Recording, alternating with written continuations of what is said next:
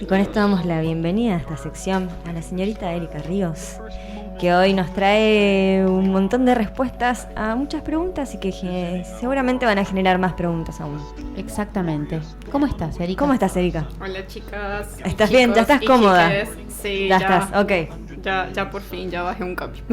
Me encanta como el modo de Erika en la vida es vivir estudiando, ¿no? Porque es como una persona muy estudiosa, así la tengo yo, ¿no? Es una de esas columnistas que estamos acompañando en su carrera y creo que la vamos a ver recibirse y yo siento que como anoche forma parte de la historia. Se quería adjudicar el título de ¿Viste? Yo no tendría... Bueno, pero que no es la primera vez que nos pasa. Ganado. Nos pasó con nuestro amigo José. Claro, Jorge. Nos pasó con Juan Martín. ¿Viste? Con todos hemos seguido las carreras. Yo creo que somos como una especie de universidad de la vida. De guías espirituales para el estudio. Y me gusta porque para tu tesis. Y de alguna forma vamos aprendiendo también con ella. Me parece como... Sí, obvio. En el back estábamos hablando con María y al final, tipo, terminábamos coincidiendo en lo importante que era la divulgación científica. Y bueno, ella por su posgrado y a mí por el interés, tipo... te forma, ¿viste? Inevitablemente te forma, así que tipo... Y hasta segundos antes estuviste formándote para responder estas preguntas de nuestros queridos oyentes. ¿Qué onda? ¿Por qué surge eso? ¿Por qué surge ese querer reencarnarte en los científicos y contestar las preguntas de la gente? Y yo creo que la gente tiene como muy fraccionado lo que es como los descubrimientos o los avances científicos que se hacen y el contexto personal que tiene realmente cada uno de estos avances y lo que viene detrás. Entonces, si queremos empezar a hacer divulgación, empezar a hacer público el conocimiento, como decíamos hace un rato, creo que una de las cosas principales es presentarle a la gente lo que realmente ellos pensaban. No solamente quién era la típica, la fechita y el Wikipediazo de nació y tenía en tal época y eso, sino tuvo realmente... una infancia muy difícil. Claro. Pero es que sí, detrás de cada científico posta que hay un contexto. Hay un contexto, hay una vida, hay determinadas experiencias. Eso se lo ve en la serie Cosmos de Carl Sagan, también te explica absolutamente cada científico, cómo creció, cómo alguien le dio vida, cómo alguien lo empujó. Y demás, también hay un montón de documentales, obviamente. No es fortuito cada una de las áreas de conocimiento en la que avanzamos o en la que ellos se especializaron, digamos. Siempre hay algo atrás, siempre digamos, hay algo. Como que les marca y que los lleva a querer hacer su aporte, porque todos en algún momento sabían, o sea, en algún momento llegaron a enterarse de la grandeza del impacto que iban a tener, digamos, en la población en general, no solamente a nivel científico, sino cómo eso iba a ayudar a la humanidad. Histórico. Entonces, exacto, el impacto histórico. Entonces, tipo, claro, ellos en lo personal también tenían sus propias ideas y sus propias reflexiones acerca de lo que hacían. Entonces, la consigna hoy, la idea claramente es hablar desde su campo de estudio, pero también en la parte de eso, decirle a la gente lo que ellos opinaban, digamos, de distintas cuestiones, de acuerdo obviamente a las preguntas de la cosa que ustedes hicieron. Hubieron muchísimas respuestas a esta consigna que era si pudieras hablar con cualquier científico, científica, vivo o muerto, ¿con quién sería y qué consulta le harías? Hubieron muchísimas respuestas, tanto en nuestro Instagram como en el de Erika. Hubieron algunas, como decíamos antes, bastante personales que Erika no tiene las respuestas, pero algunas sí. Sí. ¿Y cuáles elegiste? Bueno, así como a grosso modo elegí como 4 científicos y preguntas que digamos que me parecieron bastante interesantes, que como que aportaban. Che, a ver ese testeo feminista de la cosa. La pregunta, ¿a cuántas científicas mujeres remiten? Sí me pasó, ¿Aparece digamos, alguna? Sí. Ponerle que en un 40% preguntaban por mujeres. Ah, bien. Parece va sumando. Va sumando, sí. Preguntaron inclusive por mujeres bastante antiguas. Entonces, tipo, estuvo interesante. Perfecto. Sí. Cuente entonces. Bueno, no sé. ¿Con qué pregunta elegiste empezar? Tirar la pregunta. Voy a hacer así. Les digo el científico y ustedes me dicen por quién quieren empezar. ¿Les va? ¿Sí? Bueno, vale. Está obviamente Einstein. Pero tirá ahí un subtítulo. Einstein, el inventor de... o el que descubrió tal. Bueno, ¿no? Einstein y el contexto, digamos, de la Segunda Guerra Mundial, que era muy importante para él, y pues la teoría de la relatividad y digamos lo que por ahí el sinsabor con el que él se quedó justamente por todo el contexto social de una guerra bastante cruda. Me encanta su subtítulo, fue recompuesto. Sí, tipo, y re extenso, ¿viste? Bueno, después está Jane Goodall, la primatóloga.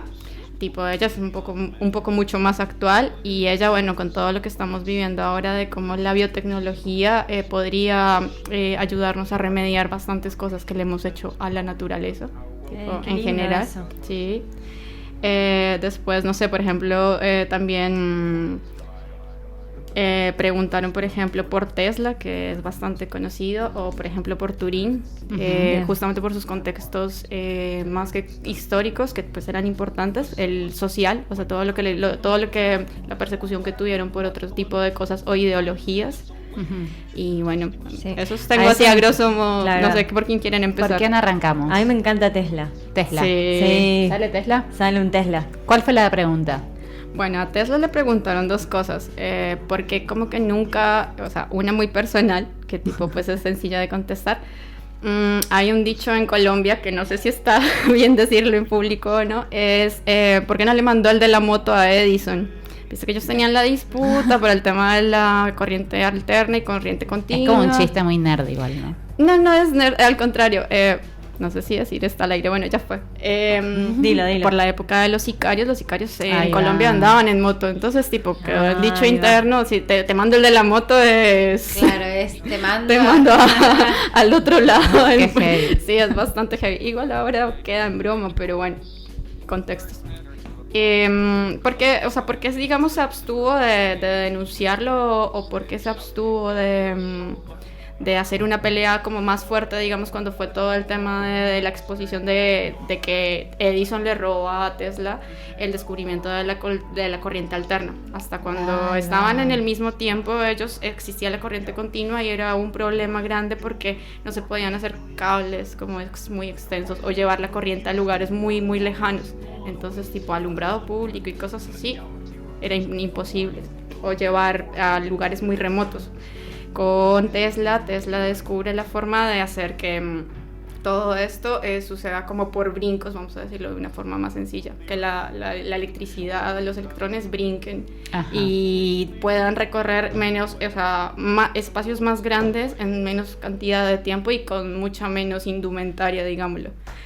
Y Edison era tipo apadrinado por Rockefeller, que era pues el terrateniente pudiente millonario de la época. Siempre hubieron como esas picas acerca de la toma del conocimiento y quién llegaba primero, y obviamente que siempre iba a ganar el que estaba mejor respaldado, el que estaba mejor apadrinado. Porque digamos, suele ¿no? pasar igual mucho que creo que en la ciencia, digamos, los descubrimientos son como entre muchas personas, ¿no? Pero que solo una a veces se lleva el reconocimiento. Hay una que, y le mando un saludo especial, no sé si me estará escuchando, Inés y Camila, que hoy me ayudaron a armar la columna en mi casa. ¡Ay, qué lindo! Y estuvimos hablando un rato sobre alguien que nadie preguntó, que me voy a enojar porque nadie preguntó por él, pero lo voy a decir igual más adelante, que va a ser como el bonus track de la columna hoy. Algo que es como la anécdota más importante para mí. Pero bueno, justamente eso, el posicionamiento político y económico juega un papel muy importante en ese contexto personal de cada uno de los científicos. Y el contexto social también. Me acuerdo no me sale el nombre del que descubrió, que acá se habló también en la UGD, que el lavado de manos era el que provocaba las muertes en una época, porque el lavado de manos de los que traían al mundo a los hijos generaron muchas muertes de la asepsia en general. Claro, exacto. Y lo trataron de loco y lo no es otro nombre, pero no me sale ahora. Yo lo había traído así, pero no me acuerdo. Y lo tildaron de loco y quedó ahí, pero después convenientemente fue avanzando la sociedad en los conocimientos, recién Es como cuando lo normalizaron, pero para eso... Eso le pasó a Tesla, justamente. A Tesla lo rezagaron porque primero Edison lo saboteó. O sea, no fue que Edison se apropió formalmente de la corriente alterna, sino que saboteó la corriente alterna. Y la gente era una época muy conservadora, muy religiosa, entonces empezó a pensar que eso era como medio obra del diablo. Claro. Y tipo, Tesla muere en absoluta pobreza en un departamento. Sin darle, o sea, le dio al mundo, digamos, ese conocimiento, pero sin entender que iba a ser una cosa que todo lo que vemos hoy en día eléctrico es gracias a Tesla. Uh-huh. Tesla fue interpretado por David Bowie en hermosa interpretación. Sí, ¿cómo es el de los magos? En la película de Christopher Nolan.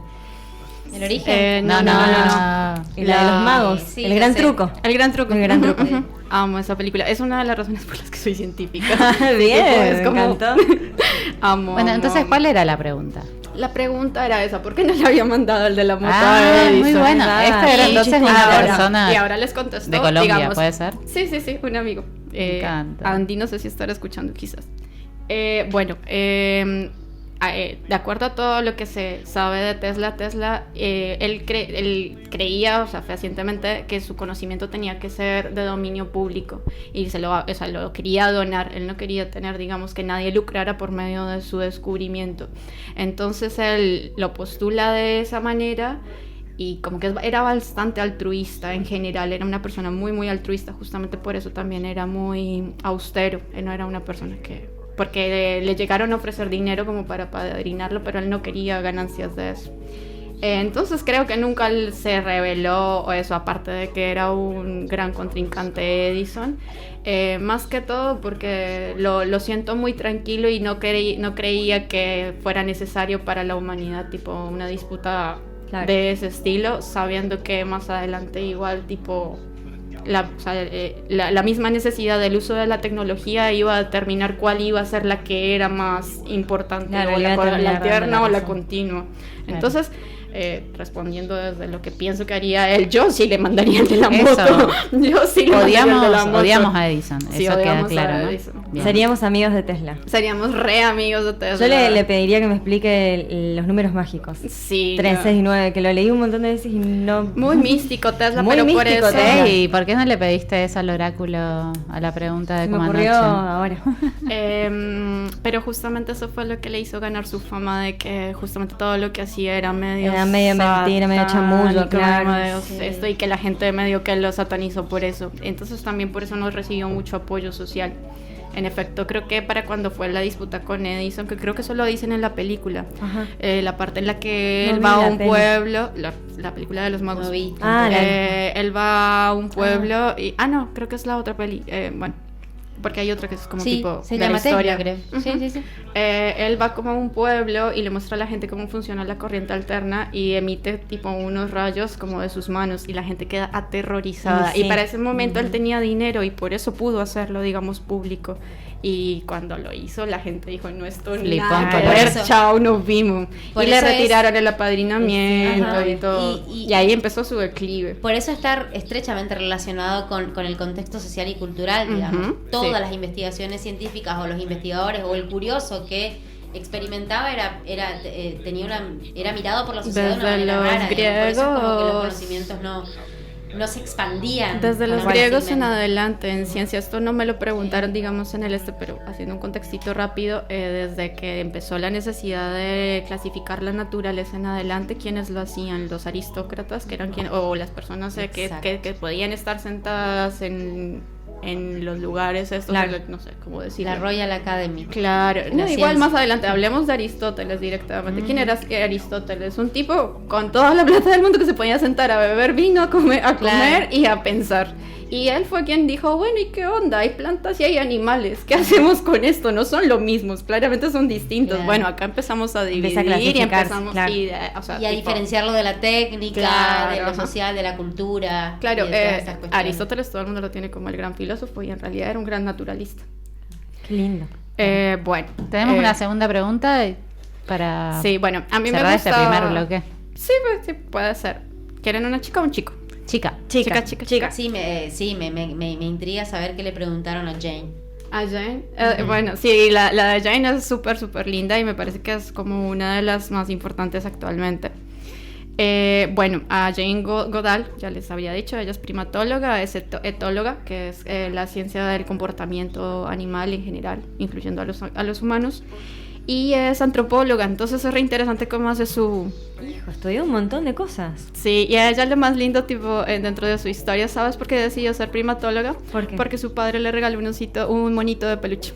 Me encantó. Sí, ella decidió ser primatóloga porque su papá un día llegó y el regalito era su monito de peluche y desde ahí decidió que iba a ser. Fíjese, se iba a dedicar fíjese padre, fíjese madre, lo lo que le puede regalar a su hija. A una niña. No le regalen planchitas, no le regalen chicos, planchitas, ni plancha, ollitas. Bueno, regálenle, sí, pero si ella lo pide, si es ella quien lo quiere, Tal no cual. porque No impuesto, no, nada claro, impuesto. nada impuesto. De última regalarle una Navidad, Pero la fíjate planchita, y a la siguiente regalarle un conejito, no sé, o sea, ¿Qué no plancha de conejo? verdad, uno de verdad.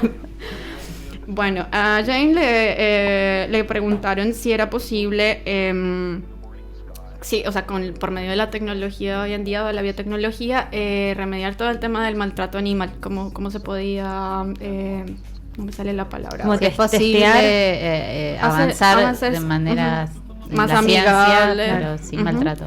Bueno, no encontré, digamos así, información específica sobre Jane Goodall, sobre eso, pero de acuerdo a su amor a los primates, todos, no sé si alguien no la imagina, pero es esta mujer que siempre aparece con un monito colgado de su cuello, dándole un besito y hablando con ella, porque ella logró hablar logró hacer un estudio en el que ella se comunica con no sé cuántas palabras, con un primate. Claro, logra como codificar una especie de lenguaje. Ujú.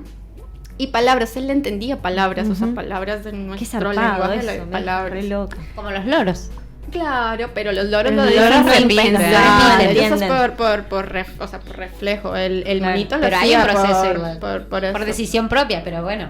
Bueno, Aguante los loros.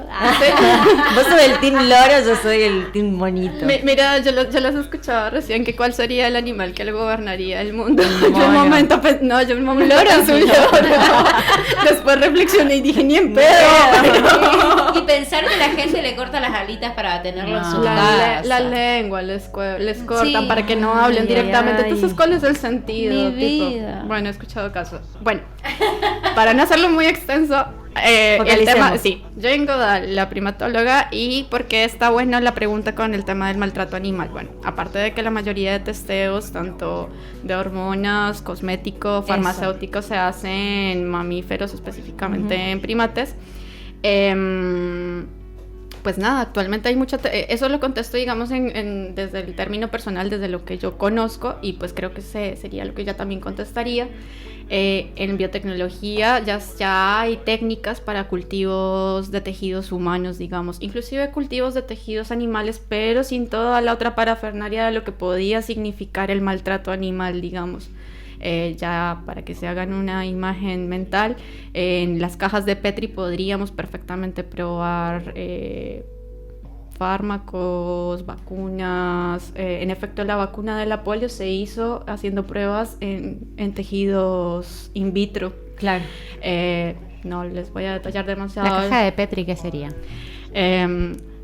Piensen en un laboratorio y piensen en ese disco achatado, o sea, como tipo el platito de cristal que tiene una tapita también de cristal. Sí. Donde se ve con el... ¿Cómo lo puedo contextualizar mejor? Como un tapercito. Un tapercito, pero totalmente transparente de vidrio. Tiene una tapa y Que se ve lo que está y una dentro. contratapa y tipo... Es pequeño, entonces lo puedes ver, o sea, lo puedes ver Chatito. así a contraluz, es chatito y tipo, al ser transparente ¿Y dentro lo qué puedes tiene? poner también abajo del microscopio y puedes ver las células sin destaparlos, si precisas, digamos, que en realidad no están así, pero bueno. Y en esta caja adentro de Petri tiene, le claro, puedes poner ese tejido. Claro, que... eso es una historia interesante porque por medio de una mujer que tenía cáncer de cervix en los años 1930 creo, o más adelante, no sé, después pueden buscar la historia, inclusive en HBO hay una serie muy interesante que es, no sé, googleen sobre células HeLa, HLA, HeLa. Gila. Era una mujer que de apellido Gila o de nombre Gila. Sí. También cae. Bueno, Chiste Alguien fácil, tenía que chicos. hacer el chiste. Sí, era obvio, pero bueno. Encima lo bueno es que ni fue un Deletré. chiste, fue una risita. Deletré. Yo la miré de reojo a María y María ya estaba Yo como entrando. deletré para evitármelo y no, ni así. Lo hizo. Células, gila. Bueno, era una mujer que tenía cáncer de cervix o cáncer de cuello uterino. Le hicieron la biopsia y se dieron cuenta que las células empezaron a reproducirse por sí solas en el laboratorio, sin mucho esfuerzo, digamos. Eso se patentó, hay todo un tema de bioética detrás de eso, pero a grosso modo Manu preguntaba qué hay en la caja de Petri o qué hay en esos cultivos. Bueno, hay un líquido que es el medio fisiológico, o sea que sería como, yo le decía eso a mi amiga hace un rato, el agüita que tenemos en el cuerpo, en el donde están suerito. nadando todas las células, no sangre, sino el suerito. Y hay una matriz que sostiene las células y las mantiene unidas, que les permite como tener esa tonicidad. En esos tejidos o en esos cultivos lo que podríamos hacer sería poner todo lo que queremos probar y ver cómo reaccionan las células al microscopio o a las pruebas, evitando totalmente de todo. ¿Y por qué se maltrato sigue animal. utilizando? ¿Porque es más económico o porque es más rápido? Por bioética. Tipo, el tema, o sea, tipo, al ser células humanas, tipo, como son células, a ver, hay un concepto que es totipotencialidad. Esas células pueden convertirse en cualquier cosa. Tipo, pueden convertirse en células de la piel, células de los ojos, células de los pulmones, de cualquier lugar. Inclusive, desdiferenciándose. Obviamente es mucho más complejo, pero en embriones muchísimo más difícil, pero es un ejemplo. Y el tema bioético ha sido pues muy complejo por eso, por ser células humanas simplemente. Yo creo que en este caso... Pero digo, ¿por qué se siguen utilizando los animales? Claro, por eso, porque como los tejidos in vitro tienen el problema bioético, entonces no piensan de la misma manera con los animales. Como que es mucho más complejo pensar en que tengo que sacarte una parte de tu tejido y manipularlo y hacerle un montón de cosas, y los avances que puedo llegar a tener con eso, no sé, clonación, mutación, un montón de cosas que se puede hacer con eso, o sea, por medio de eso, y no piensan lo mismo con los animales. No sé si me O entendiste. sea, no les importa. No les básicamente. importa. Claro. Ujú. Igual se ha empezado a eso. Inclusive hay algo lindo que leí hoy, y es desde la bioinformática empezaron a programarse o a configurarse programas computacionales para justamente sustituir todas esas pruebas. Entonces, tipo, es un buen complemento entre la biotecnología, los cultivos in vitro, los cultivos de tejidos humanos y los programas computacionales para sustituir todas las pruebas en animales. Supongo que a Jane Goodall le caería muy bien esto, sobre todo por el tema de ausentarse de las pruebas en los primates, en los monitos. Claro. Es posible entonces. Súper Se- factible, Bien. súper.